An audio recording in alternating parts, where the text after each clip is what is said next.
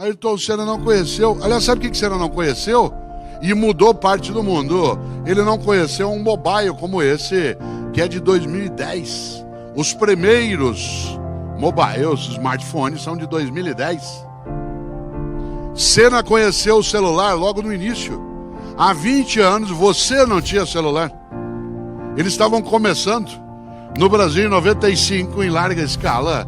E cada um deles, você lembra, era quase uma arma de defesa pessoal. Você trocava o pneu do carro escorando com a bateria dele. Em 20 anos ele fez zuf. Esse que está na minha mão agora. Manda e-mail, recebe e-mail, tem 6 mil músicas, tem GPS, tem cotação da bolsa, grava foto, grava filme, tem a minha temperatura, calcula meu batimento cardíaco, tem a minha instrução sobre o tempo e a temperatura e, se precisar, faz ligação. Você está rindo? Meu aluno não usa isso para falar, ele usa para escrever. Eles reinventaram o telégrafo. Quer falar com teu filho agora? Liga para ele e não responde. Manda uma mensagem e ele responde. Eles não usam isso para falar, eles usam para escrever. Aliás, você sabe quando alguém é idoso porque ele está com isso no ouvido. Ninguém, atenção, ninguém com menos de 20 anos de idade põe isso no ouvido. Pôs no ouvido tem mais de 20 anos, já está idoso. E eles fazem uma coisa incrível, escrevem com um único dedo, que é o polegar.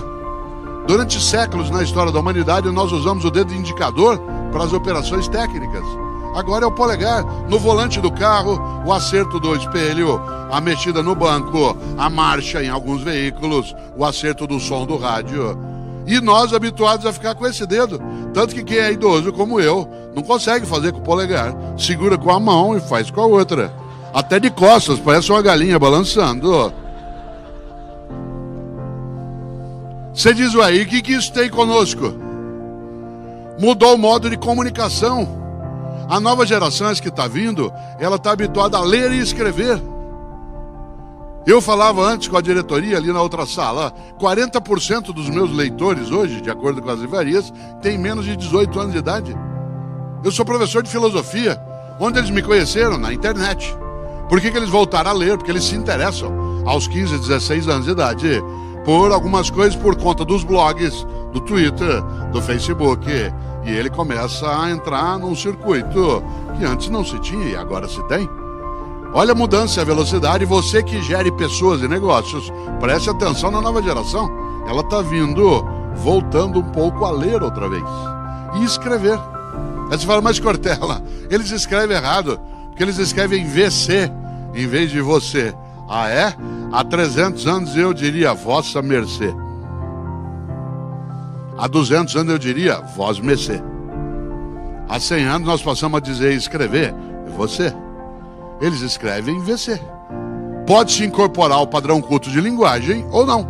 Assim como vossa mercê virou você, pode ser que você vire VC. Cautela para no mundo de mudança não ficar ultrapassado, com a cabeça num tempo que já foi. Já assim que tá vendo? Por isso que a gente tem que mudar. Atenção, a gente tem que mudar, mas não tem que mudar tudo. A gente tem que mudar só aquilo que não tem mais vitalidade. Eu, Cortella, estou falando aqui há algum tempo, fazendo uma coisa que é antiga, mas não é velha. Uma aula expositiva. Sem PowerPoint, sem data show, usando a mais avançada tecnologia de conhecimento que existe, que é o cérebro humano. Cada um aqui trouxe o seu. Espero que leve na hora que sair.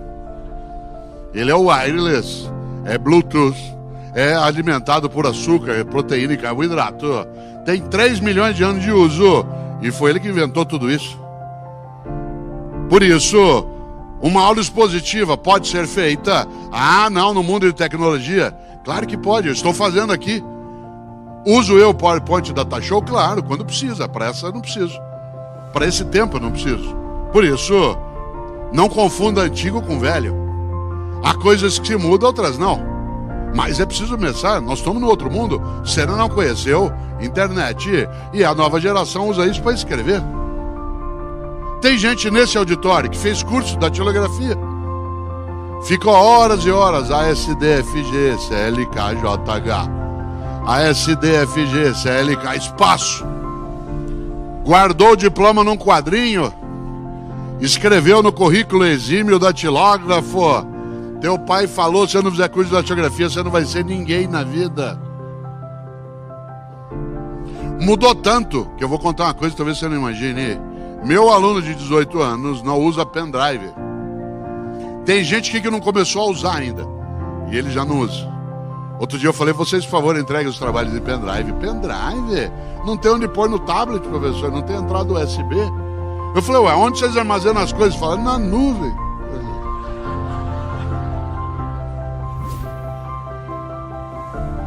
De nada adianta, eu sou professor titular da PUC São Paulo, 20 anos na Fundação Dom Cabral em Belo Horizonte, dei aula na GV durante 15 anos e não há lugar marcado no futuro.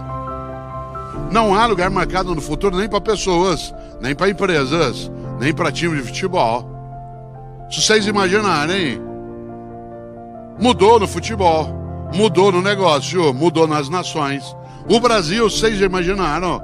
Em 2010, o Brasil 2010, vendendo para todo lado, linha branca, gente fazendo cruzeiro, uma coisa que dá uma saudade danada, caos aéreo, aeroporto lotado de gente, gente tomando iogurte, né? Vocês já imaginaram? Gente atrás das coisas, comprando carro em 80 vezes. 7 anos depois, nós estamos numa outra condição. A gente estava começando a decolar nas últimas 3 semanas. Aí a carne nos pegou. E de repente muda. E quando você está começando a avançar, a Inglaterra diz que vai sair da Comunidade Europeia. E aí tem um atentado. Claro, a velocidade da alteração exige que você esteja o tempo todo não preparado apenas. O mundo que muda exige não que você esteja partindo de modo contínuo, mas preparado para partir. Não mudando o tempo todo, mas preparado para mudar, se for necessário. Exemplo concreto, e eu volto exatamente, né, a esse polo. Quem diria a nova tecnologia, aquilo que é o novo modo de pensar, de fazer. Nessa hora, quero lembrar uma coisa para você. Mudar é complicado, mas acomodar é perecer. O André, meu filho que tem mais idade, que tem 40 anos... 40 anos tem o André. Quando ele tinha 18 anos de idade, um dia ele estava fechado no quarto dele em São Paulo, onde moramos, ouvindo rap. Eu gosto de rap, mas não é qualquer rap que eu gosto. E eu estava na sala em casa ouvindo ópera. Eu gosto de ópera, mas não é qualquer ópera que eu gosto. Música boa para mim é aquela que me emociona. Se ela me emocionar, tanto faz qual é a música. Quem aqui gosta de ópera sabe que ópera a gente ouve um pouquinho mais alto. O André, hoje ele gosta de ópera, na época não, saiu do quarto dele injuriado e veio até a sala para me dar uma bronca por causa da altura da música. Aliás, eu estava ouvindo uma área do Puccini magnífica, chamada Mio Babino Caro, meu papaizinho querido, que é para soprano, não posso cantar aqui, pelo óbvio eu não sou, mas que foi gravado um dia por Maria Callas, a maior na história. Eu até dou risada porque tem gente que põe essa área em cerimônia de casamento na igreja, na hora da bênção das alianças. E ou a pessoa não entende de ópera, ou ela entende muito de casamento, porque a área fala de uma menina que vai se matar. Esse é o conteúdo da música. Você sabe que a coisa mais perigosa que existe no mundo é incompetente com iniciativa. Incompetente com iniciativa é um perigo num centro cirúrgico, numa churrasqueira, na direção de uma nação. E o Rio, aliás, deixa eu ver se tem. Curioso, desculpe se alguém aqui pôs no próprio casamento, né? Mas é engraçado porque a música fala: meu papaizinho querido, tenha piedade de mim. Eu aqui na beira da Porta Rossa, né, em Florença, ou o senhor me dá esse anel de noivado, ou eu me mato. E ela se mata, e a família põe na igreja. É interessante, quer ver?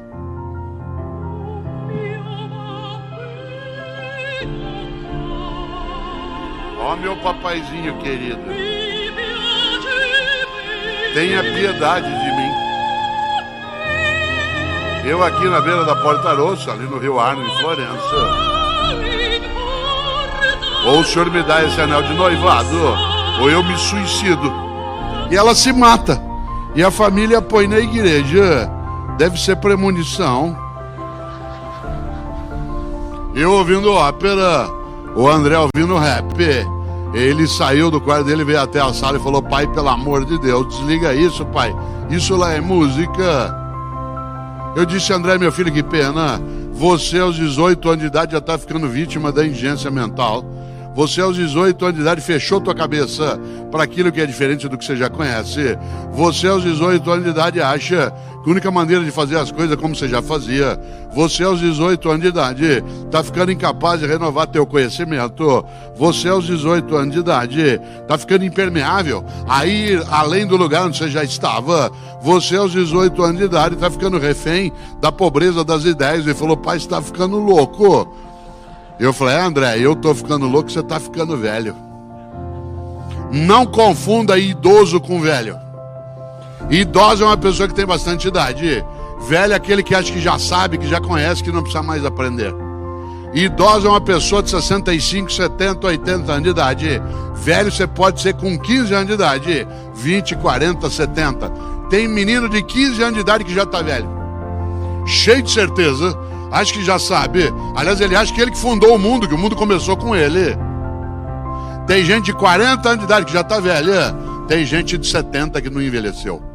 Não confunda idoso com velho. Num mundo de mudança e velocidade, o maior risco é ficar velho. Velho na prática, velho no negócio, velho na maneira de fazer, velho na capacidade de aprender. Por isso, um museu, ao contrário do que pensam os tolos, não é um lugar para coisa velha. Lugar para coisa velha é lixo ou reciclagem. Museu é um lugar para coisa idosa, porque o idoso tem valor. Eu ensino filosofia. A pessoa mais jovem que eu ensino morreu há 2.500 anos. Platão, Aristóteles, Heráclito, Parmênides, Zenão, Anaxágoras, Anaxímenes, Tales, Pitágoras. Como é que eu ensino alguém que morreu há 2.500 anos para um menino que nasceu em 1998? Só tem uma saída. É a capacidade de mostrar que há um pensamento que é idoso, há uma prática que é idosa.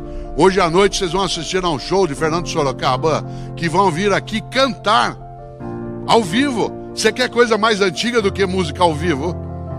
É antigo, mas não é velho. Tanto que se der a gente lota. Eu só não fui convidado pela diretoria, que eu tenho uma outra atividade. Senão eu estaria. Você quer coisa mais antiga do que teatro? Minha mulher é diretora de teatro, dirige o Teatro da FAAP em São Paulo, né, há 20 anos. Então agora fazer lá o espetáculo Rock Santeiro, né, do Dias Gomes, que é um musical agora, como era na origem quando o Rock Santeiro fez, né, a peça. Fica lotado. Você quer coisa mais antiga que teatro? Eu sou comentarista da Rádio CBN. Você quer coisa mais antiga do que rádio? Nesse auditório as pessoas passam mais horas no dia ouvindo rádio do que assistindo televisão. Por causa do trânsito, por causa do deslocamento. Você quer coisa mais antiga do que circo? E aí tem o Circo de Soleil, que é caro a beça. Vende ingresso com 1 ano de antecedência. E as pessoas pagam e vão. O que eles fizeram? Reinventaram. É um circo que não tem outros animais, exceto os animais humanos. É um circo que encanta pela música, que não tem crueldade em relação a outros seres. Ah, mas o circo não tem mais lugar. O Circo de Soleil é o maior espetáculo e é caríssimo. Quando você ganha um ingresso para ir ou compra, é coisa de R$300 no mínimo. Você diz: ah, o circo não tem mais lugar. Claro, atenção, não confunda idoso com velho. Você vai jantar em São Paulo amanhã à noite, você não entra no restaurante porque está escrito na porta: temos os melhores fornos micro-ondas de São Paulo. Mas se tiver escrito que tem fogão a lenha, você entra. Por isso, cuidado. Inovar não é sempre criar o inédito. Muitas vezes inovar é dar vitalidade ao antigo. Isto é, aquilo que se provou correto.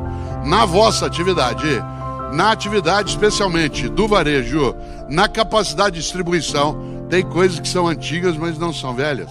O contato pessoal, o conhecimento do mercado, a customização. Mas tem coisas que são ultrapassadas, que é o não uso de uma tecnologia mais estruturante, a incapacidade de renovar a mensagem daquilo que se faz.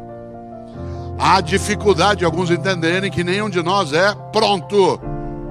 Há pessoas que caem numa armadilha, há gente que acha que ela já é perfeita.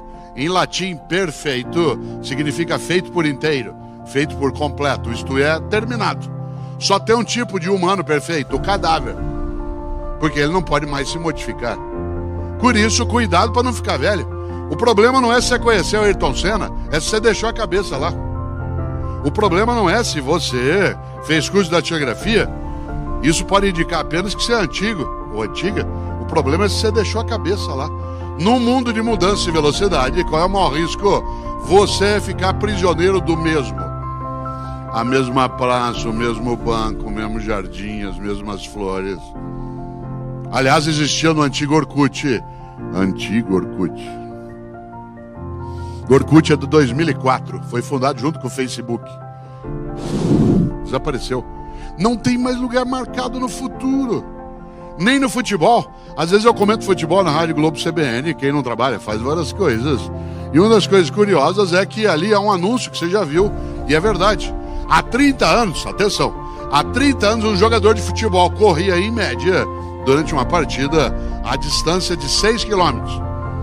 Não a velocidade, a distância percorrida em campo, numa partida era de 6 quilômetros. Hoje é de 11 quilômetros. Não mudou o tamanho do campo, não mudou a duração da partida e não mudou o número de jogadores. E quase que dobrou a distância a percorrer. O que mudou? A estratégia, a velocidade, o modo de fazer. Não tem lugar marcado no futuro. Só 5 times brasileiros de primeira linha não foram para a segundona ainda. Só Santos, Cruzeiro, Flamengo, São Paulo e Chapecoense, que subiu e não desceu. Não tem lugar marcado no futuro. A seleção brasileira que hoje joga, a última vez que foi campeão do mundo foi com o Ronaldo em 2002.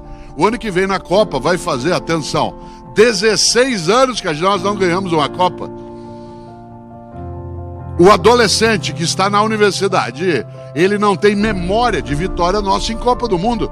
Trazê-lo aqui para ver o Ronaldo, que é uma pessoa admirável, estupenda, mas para ele é uma coisa do passado. Para nós não. Nossa vitória em 2002 foi decisiva. Quem nós vencemos em 2002? A Alemanha. No final, 2-0, 2 gols do Ronaldo. O que fez a Alemanha quando perdeu um jogo na final, sentou e chorou? Não, levantou e passou 12 anos se preparando. E bem. Mudou técnico, se reinventou, mudou o modo de fazer, criou seleção de base. Veio para cá na Copa de 2014, um mês antes. Ficou no sul da Bahia para se aclimatar. Fez uma coisa incrível. Não dava intervalo entre um jogo e outro. Porque num torneio como a Copa, onde só tem 7 jogos para quem chega no final, não dá para jogar hoje e parar para descansar. Tem que treinar amanhã. Só tem 7 jogos na Copa para quem vai à final. O Brasil não. Montou a seleção em cima da hora. Os jogadores não se conheciam. Nós não conhecíamos os jogadores. Você não sabia onde ele jogava, qual era o time que ele jogava. Ficamos tão desestruturados que quando perdemos nosso melhor, o time acabou. No dia 8 de julho de 2014, no Mineirão, a seleção alemã entrou em campo com medo de perder de novo. E o Brasil entrou em pânico. Há uma diferença entre medo e pânico. Você tem medo do teu negócio não dar certo, que bom, tome providência. Você tem medo do Brasil ter dificuldade de crescimento, ótimo, vá buscar. Mude o que precisa ser mudado. Você tem pânico, é outra coisa. O pânico paralisa, o medo deixa em estado de alerta. A seleção brasileira entrou em campo em pânico. E aí você diz assim, mas e que é isso? 7-1. 7-1. Meu filho mais novo, Pedro, é repórter da Sport TV. E ele não assina Cortella, para não ser perseguido, assina Pedro Mota. E o Pedro estava lá no Mineirão, no dia do jogo Brasil e Alemanha, cobrindo o jogo no gramado. Aliás, ele teve a chance de cobrir vários jogos do Brasil no gramado. Ver vários jogos do Brasil no gramado. Uma chance que só ele e o Fred tiveram, né, de ficar ali no campo. E é interessante, porque o Pedro disse, pai, o Brasil está em pânico. Mandou um SMS para mim, eu falei, é verdade. O mundo muda e muda com velocidade. Os pentacampeões do mundo, numa Copa no seu país, que não acontecia desde 1950, tomamos de 7. Você já imaginou Não é à toa que a gente precisa lembrar. Mudar é complicado, mas acomodar é perecer. A seleção brasileira agora se renovou e a gente tem mais expectativa. Nós estamos hoje, como você sabe, a 1 ponto da classificação. Até o ano retrasado nós estávamos achando que nessa nós não íamos. Agora nós já estamos um pouco mais tranquilos. Pode o Tite sentar e sossegar? Não. Ele tem que reinventar. O futebol mudou.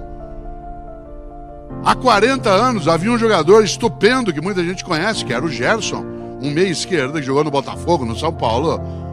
Ele jogava quase parado, ele fumava 4 maços de cigarro por dia. Chegou a fazer propaganda do Vila Rica. Não dá para fazer isso hoje. Romário jogou anos parado ali na área, esperando, de olho fechado. E era genial, a bola caía no pé dele, era gol. Qual posição joga o Romário?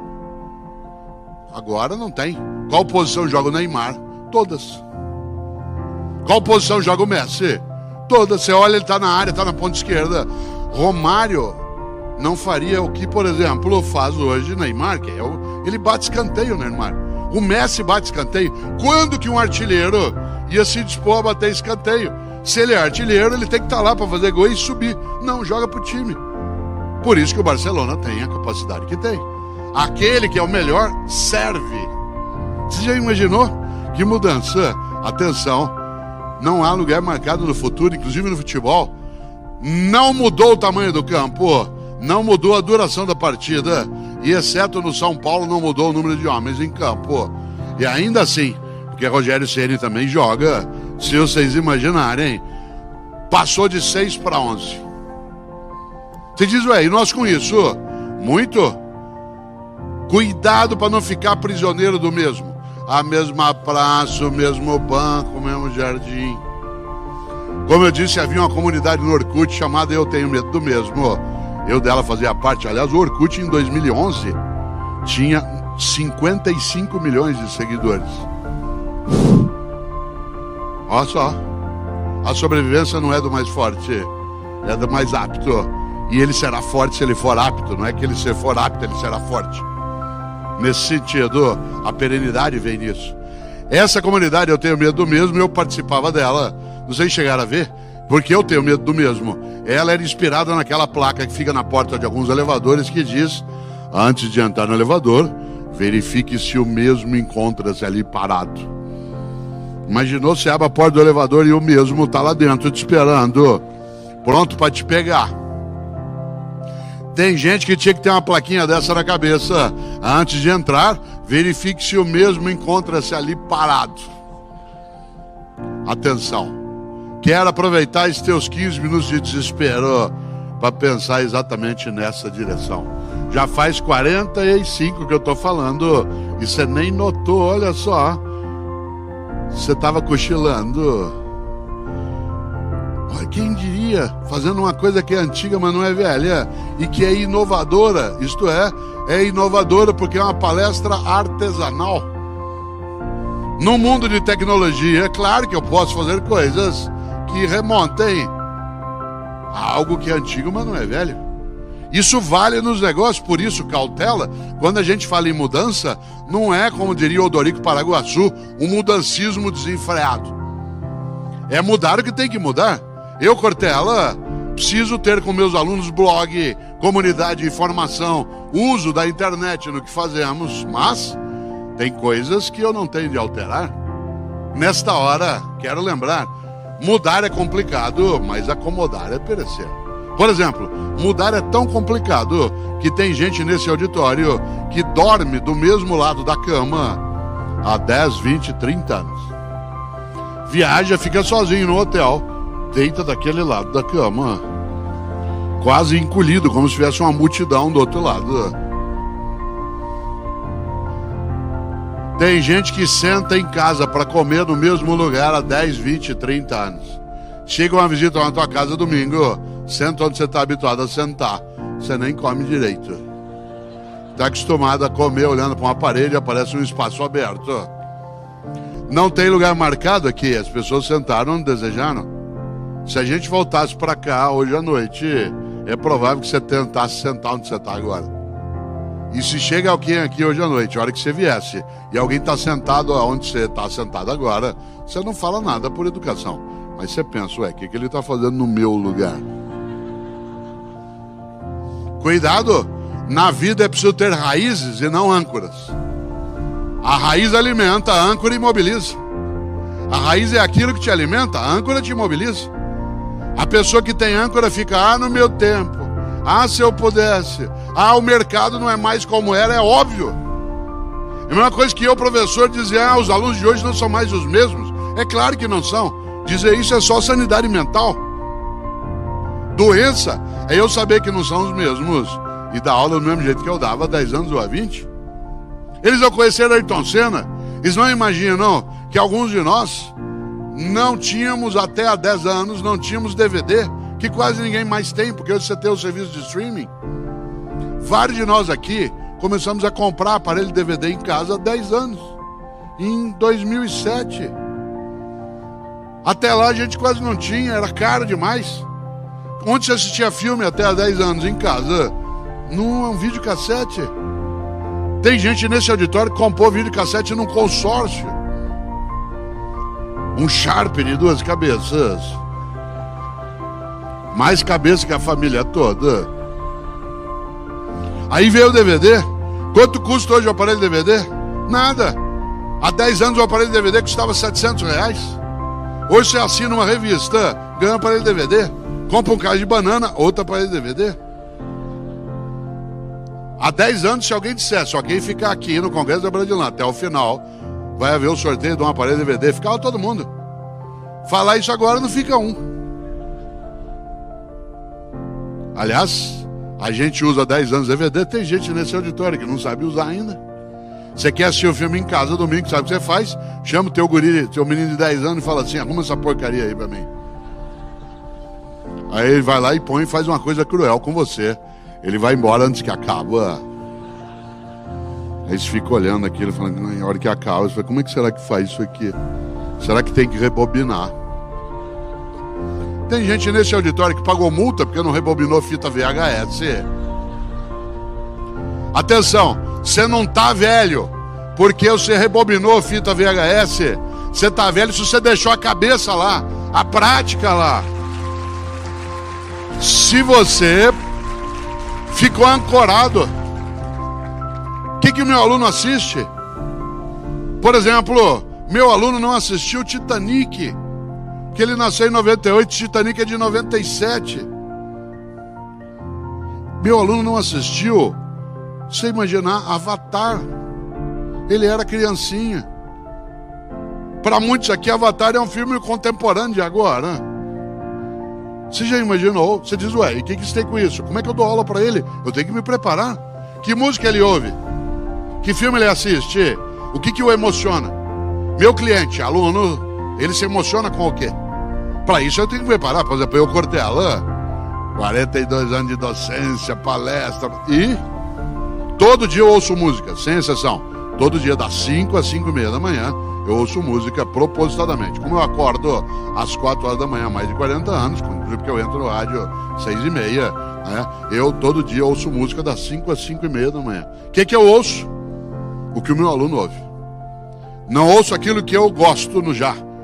Aquilo que eu gosto eu já ouço em outros horários. Ali eu ouço aquilo que eu não conheço. Aquilo que eu não sei como é, que eu não entendo direito. Ontem, por exemplo, eu estava em Belo Horizonte. Eu acordei 5 às 5:30 da manhã ouvindo One Direction. Meia hora. Hoje, meia hora ouvindo Lady Gaga. Paparazzi, Poker Face, Bad Romance, Alejandro, Telefone. Gosto de Lady Gaga? Começando a gostar. Tem que gostar? Não. O que eu tenho é que saber.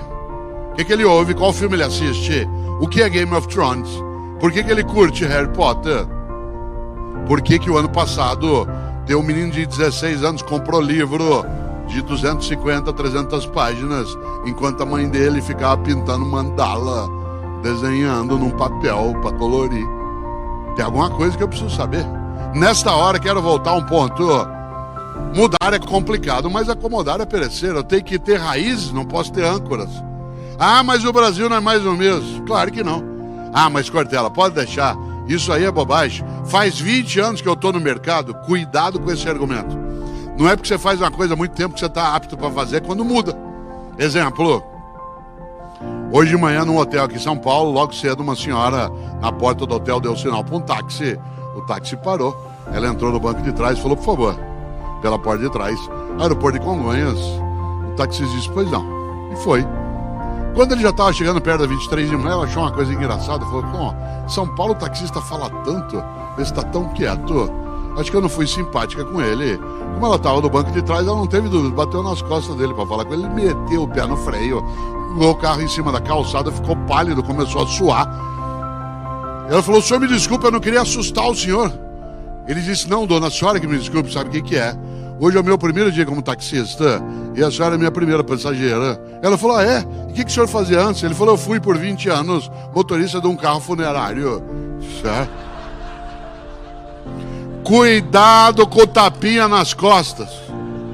Não é porque você faz uma coisa há 20 anos que você está apto a fazer. Ah, mas tudo é dirigir. Uma coisa é dirigir um táxi, outra um carro funerário. Uma coisa é fazer negócio no mundo do varejo, na área farmacêutica, em 2010, outra 2000, outra 2017. Com concorrência maior, com a chegada de novos jogadores no mercado, num mundo em que, de cada 3 seres humanos, um é chinês ou indiano. Num planeta que está tendo 1/3 de chineses e indianos. Povos milenares que têm 5.000 anos de história. E nós que temos 500 ficamos botando banca. Eles riem de nós. Além do que, não só chineses e indianos são povos milenares, como indianos. 95% deles são hinduístas. Isto é, acreditam em reencarnações sucessivas. Como é que você vende um PGBL para um reencarnacionista? Faz plano de carreira. Não deu nessa, dá na outra.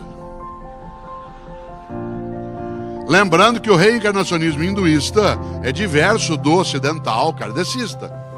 Porque no kardecismo você reencarna num sistema de purificação para melhor. No hinduísmo você pode regredir.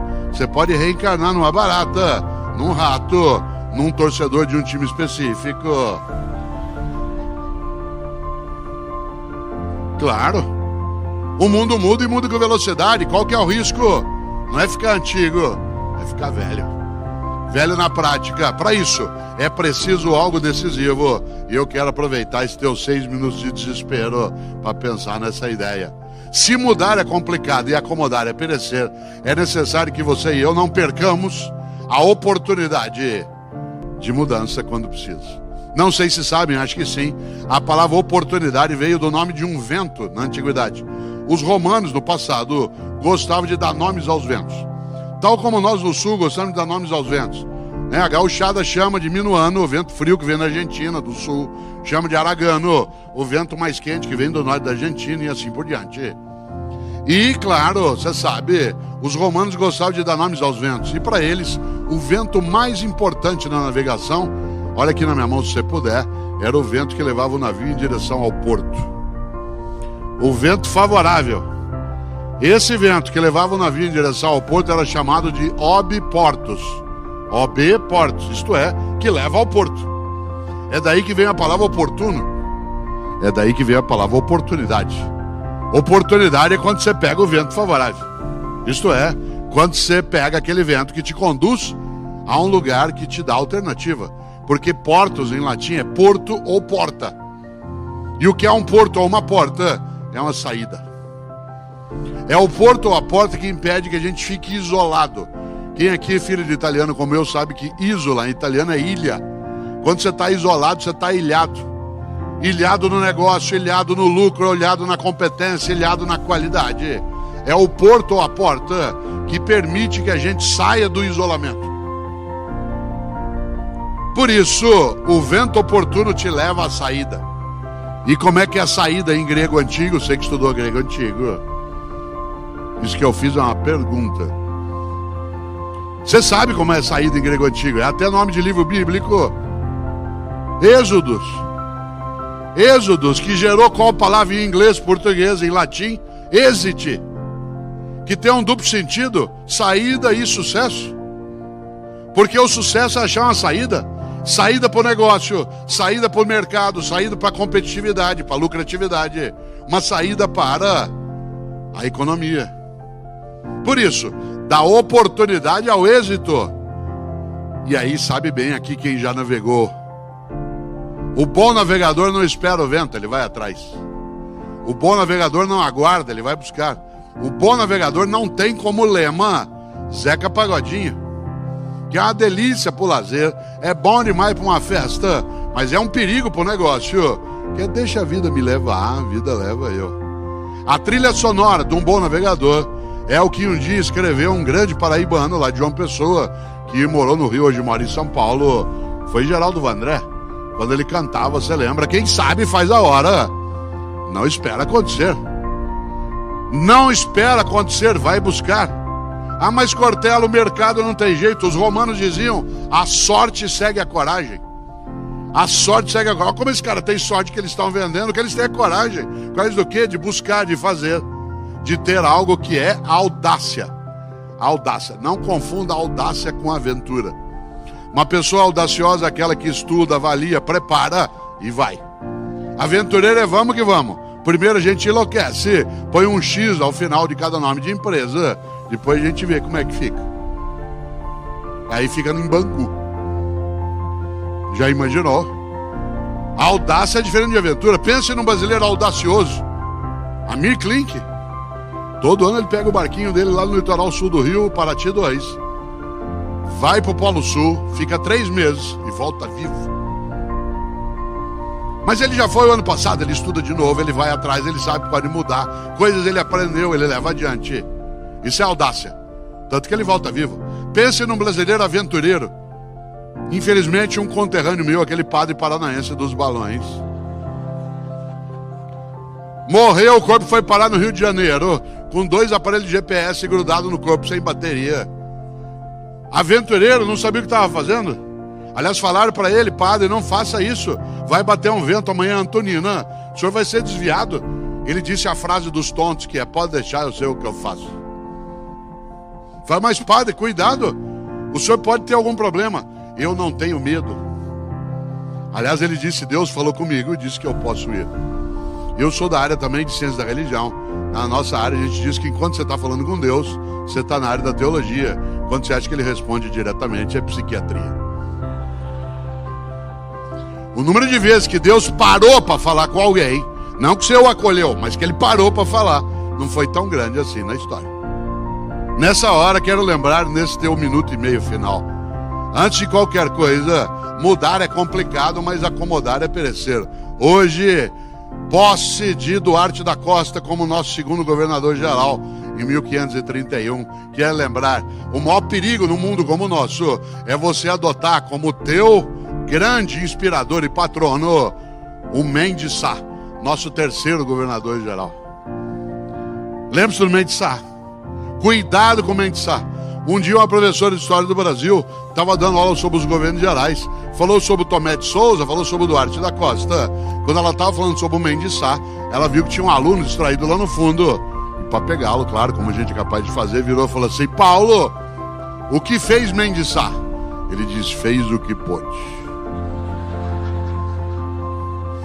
Cuidado com Mendes Sá. Gente, está difícil o mercado, eu faço o que eu posso. Gente, nós precisamos criar maior competitividade, eu faço o que eu posso. Gente, o varejo está, o que eu posso fazer? Cuidado, é preciso lembrar que há 2 modos de dizer a frase.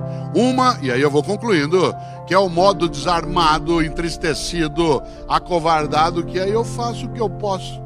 O outro é eu faço o que eu posso, isto é, não deixo de fazer o que pode ser feito. Há uma diferença entre eu faço o que eu posso e eu faço o que eu posso, isto é, não deixo de fazer o que pode ser feito. Por isso, quem sabe, faz a hora, não espera acontecer.